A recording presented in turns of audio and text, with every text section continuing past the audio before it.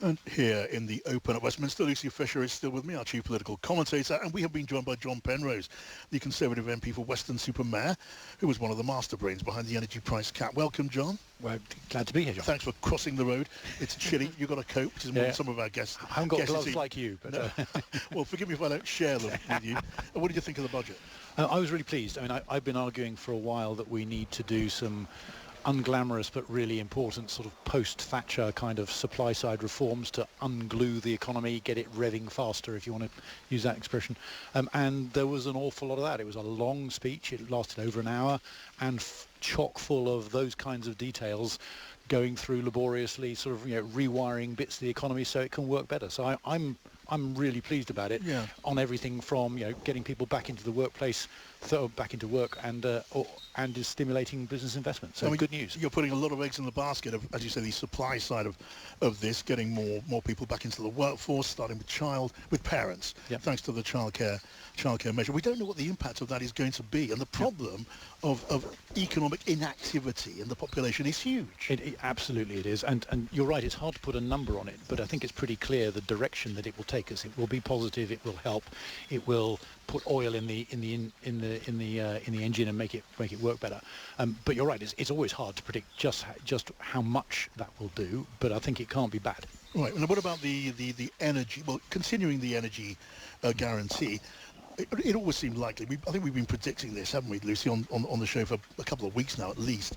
Impossible politically for the Chancellor not to do this, but you still must be quite pleased. Oh, so prolonging the energy price guarantee by another several months.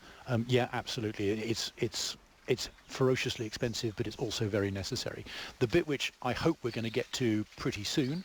I don't think he could do it in today's budget. It was already over an hour long, but I hope we're going to get to pretty soon. Is there's a bunch of rewiring of the energy market that's going to be needed to make it work better for you and for me and for industries as well. Yeah.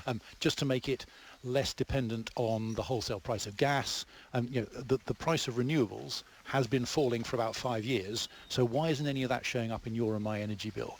So rewiring the market so that does happen automatically without people like me having to wave our arms around actually is really, really important. Yeah. So that will be next on my list after today, I guess. And we have seen renewables treated in much the same way as fossil fuels for the purpose of windfall taxes and so on. But you're talking about much more than that. I am. It's the way that the prices feed through to your and my bills, and at the moment that just isn't happening properly, and it should. And there's no reason why it can't be made to do that, but it will require some detailed rewiring of how the prices feed through. Okay, Lucy Fisher.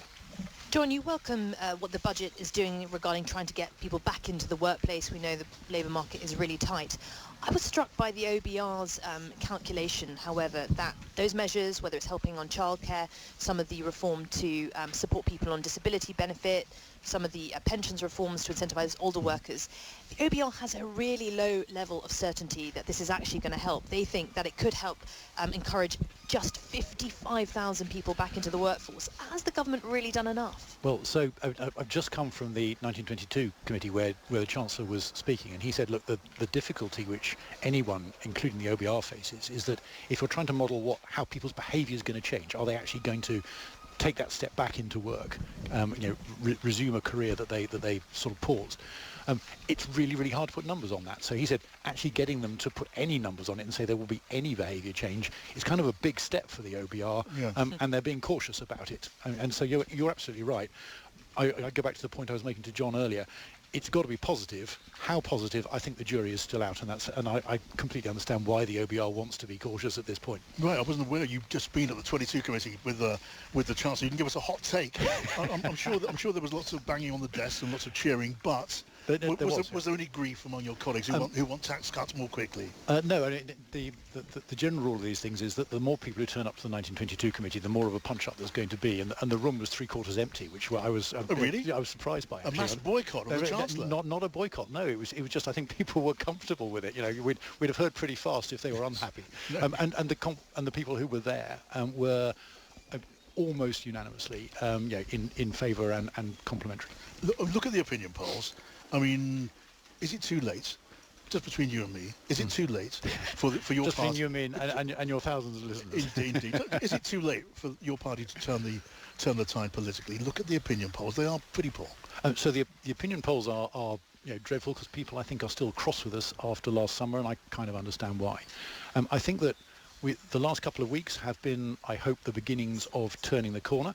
And I think that people can see that there's been some real practical changes in things getting done, problems being solved. I think we're going to need to carry on behaving in the way which we have in the last couple of weeks for several months more before people will go, yeah, well, all right, maybe we'll think again. But at the moment, they're cross. You've got to work very hard for that, maybe. We have, yeah. All right. John Penrose, great to talk to you. Thank you for joining us. Now, let me welcome